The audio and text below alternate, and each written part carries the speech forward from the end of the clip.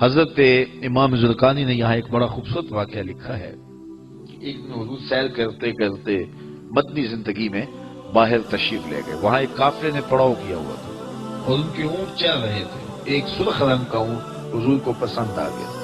قافلے والوں سے پوچھا اس اونٹ کو بیچتے ہو؟ انہوں نے بیچنا تھا یا نہیں بیچنا تھا. حضور نے پوچھا تو کہا ہاں بیچتے ہیں. میرے شیخ کہتے ہیں میں دل ویچا میں جگر ویچا جے پیارا محمد آ جاوے نہیں میں اپنا سارا کل ویچا جے پیارا محمد آ جائے.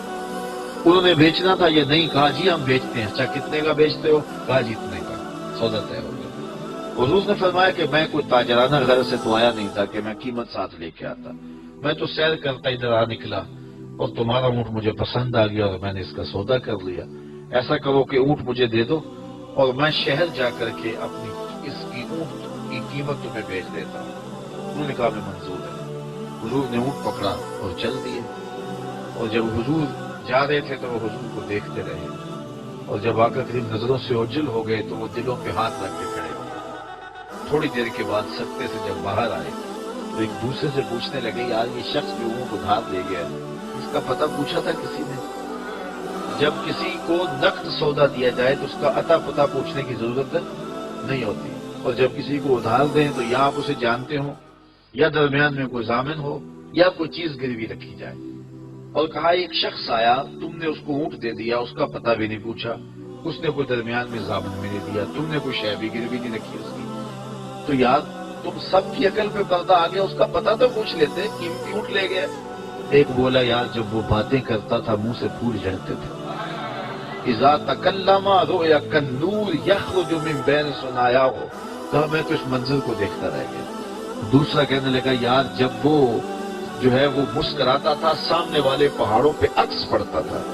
اذا ضحک یتلالع فی الجدر. تیسرا بولا یار میں تو اس کی آنکھیں دیکھتا رہ گیا. کیا خوب سجن دیاں اکھیاں نے, کیا خوب سجن دیاں اکھیاں نے جویں پر کے سرائیاں رکھیاں نے. تو اجے میرا یار نے ڈٹھا جنوں ویکھ کے چند شرماوے. ادھی راتی دن چڑھ جاوے جیو رخ تو نقاب اٹھاوے. تے جیو نکلے سیر کرن نو سارا گلشن سیس نواوے. اتے دھرتی لف لف جاوے جے ہاتھ پھلاں وچ رکھدا ہاتھ پھلاں تو ود جاوے. نین نشیلے مست رسیلے وچ سونا کجل سہاوے. اکھ اگڑے تے انج پیا جاپے جویں میں خانہ کھل جاوے. توبہ توبہ حسن سجن دا چال نہ چلی جاوے. بجلی ڈردی لشک نہ مارے متا بے ادبی ہو جاوے. تے جے او کھولے پیچ زلف دے اتے راہی راہ پل جاوے. توبہ توبہ حسن سجن دا چال نہ چلی جاوے. علم خدا نے اینا دتا عقلاں وچ نہ آوے. عقل خدا نے اینی دتی علماں وچ نہ آوے. کی اعجاز نظر وچ او دی جو آوے وک جاوے. خلق او دے نے مولئی دنیا کوئی ورلائی جان بچاوے. آزم ایڈا سونا ماہی سن کدرے نظر نہ آوے. انہوں نے کہا جو بھی ہوا تم اس کے حسن میں کھو گئے اور وہ قیمتی اونٹ اپنے حسن کا جادو جگا کے ان سے ہتھیا کے لے گیا. امام زرقانی لکھتے ہیں جب انہوں نے یہ کہا نا کہ قیمتی اونٹ ہتھیا کے لے گیا تو اب تک خاموش بیٹھی خیمے کے پردے کی اوٹ میں بیٹھی قافلے کے سردار کی بیوی نے خیمے کا پردہ سرکایا اور ان سے مخاطب ہو کے بولی انا ضامنۃ لسامان جمالکم لا یغدر بکم. خبردار اس کے خلاف کوئی بات کی تو اگر وہ قیمت نہ دینے آیا تو مجھ سے لے لینا, میں اس کی ضامنہ ہوں. مگر اچھا تو اسے جانتی ہے؟ کہا واللہ میں بھی نہیں جانتی. تو کہا پھر ضمانت کیسے دے رہی ہے؟ کہا جب تم سودا کر رہے تھے خیمے کی اوٹ سے میں نے اس کا چہرہ دیکھا تھا اور جس کا چہرہ اتنا سونا ہو وہ جھوٹ بول ہی نہیں سکتا ہے. تھوڑی دیر گزری تو حضور کے غلام آ گئے کہ کون ہیں لوگ جن سے ہمارے آقا نے اونٹ خریدا تھا. انہوں نے کہا یہ ہم لوگ ہیں. کہا یہ حضور نے کھجوریں تمہاری ضیافت کے لیے بھیجی ہیں اور یہ تمہاری قیمت ہے. انہوں نے کہا قیمت بعد میں دینا ہم تو خود بک گئے ہیں, ہمیں پہلے بتاؤ وہ پیارا رہتا کہاں ہے. تو کہا یہ نخلستان مدینہ جو سامنے دکھائی دیتا ہے یہی ڈیرے ہیں اس محبوب کے. تو امام زرقانی لکھتے ہیں سارا قبیلہ, اس قبیلے کا نام تھا وفد طارق, وہ سارے کا سارا وفد طارق اٹھا اور مدینہ المنورہ پہنچا اور حضور کے قدموں میں جا کے بیٹھ گیا. تیری تک کے ادامہ میں مرید ہو گئے.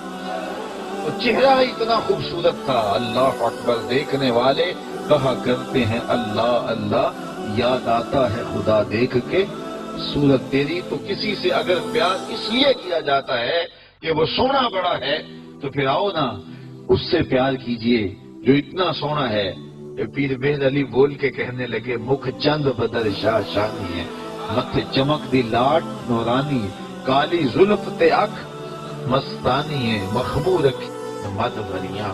اعلیٰ حضرت بریلی سے بول رہے ہیں، ذرا لہجہ دیکھیے کتنا خوبصورت ہے۔ بل بل نے گل ان کو کہا، بلبل کی منتہائی پرواز نہیں ہے کسی کو پھول کہتے، وہ پھول سے آگے تو سوچ نہیں سکتی، لیکن اس نے بھی پھول کہہ دیا۔ بلبل نے گل ان کو کہا، کمری نے سروے جاں فضا، حیرت نے جھنجھلا کے کہا یہ بھی نہیں وہ بھی نہیں۔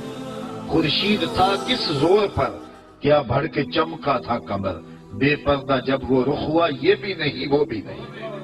وہ حسن دیا اللہ نے اپنے محبوب کو، تو کسی سے اگر اس لیے پیار کیا جائے کہ وہ سونا بڑا ہے، تو مجھے بتاؤ کہ حضور جیسا سونا زمانے میں کوئی ہو سکتا ہے؟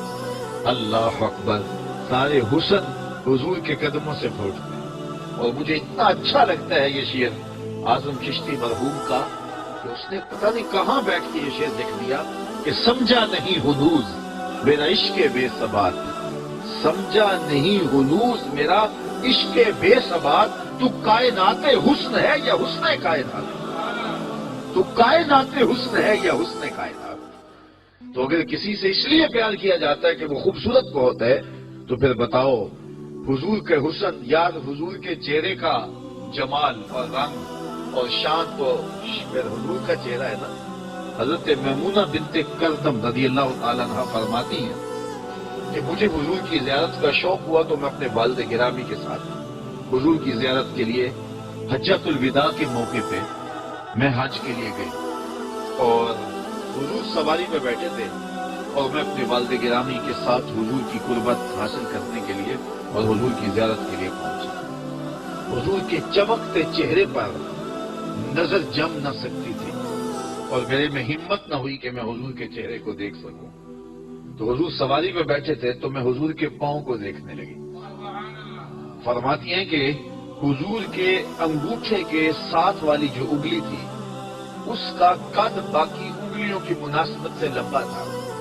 فرماتی ہیں ما نسیت و فی ما نسیت و طول اصبح، کہتی ہیں کہ آج تک اتنا عرصہ گزر گیا ہے، حضور کی مبارک انگوٹھے کے ساتھ والی انگلی کا حسن ہی میری نگاہوں سے ظاہر نہیں ہوتا۔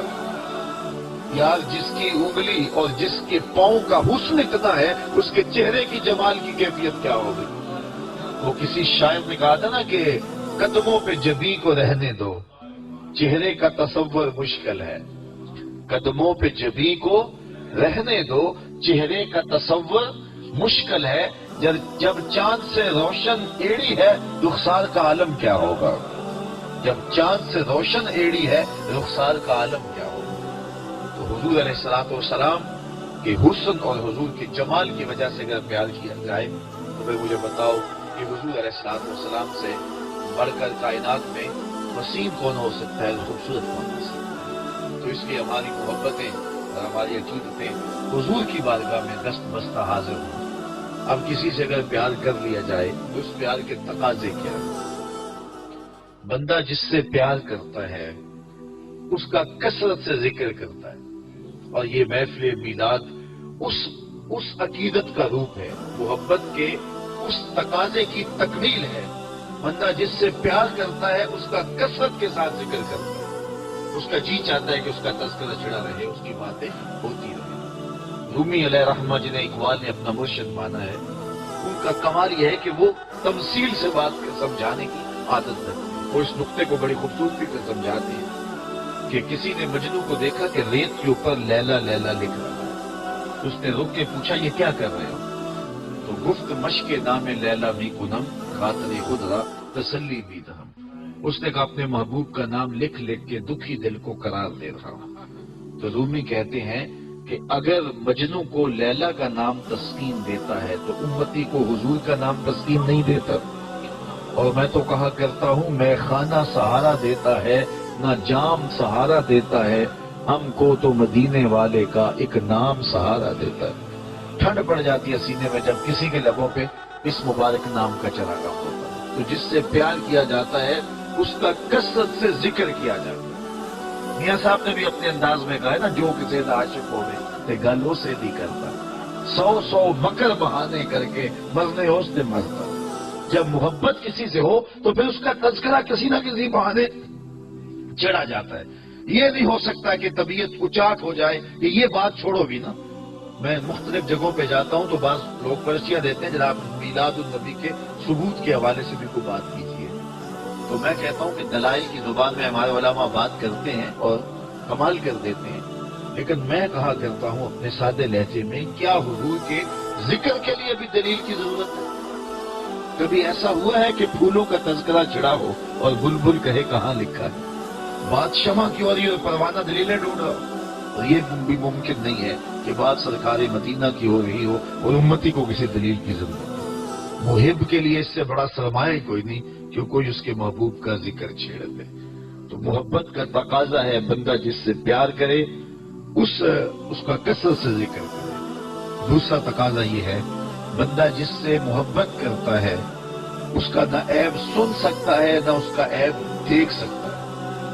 حبو کا شیء یومی و یسم، بندہ جس سے محبت کرتا ہے اس کی محبت میں بہرا بھی ہوتا ہے، اندھا بھی ہوتا ہے۔ اس کی محبت میں جو ہے وہ نہ اس کا عیب بیان کر سکتا ہے، نہ اس کا عیب سن سکتا ہے، نہ اس کو اس کا عیب دکھائی دیتا ہے۔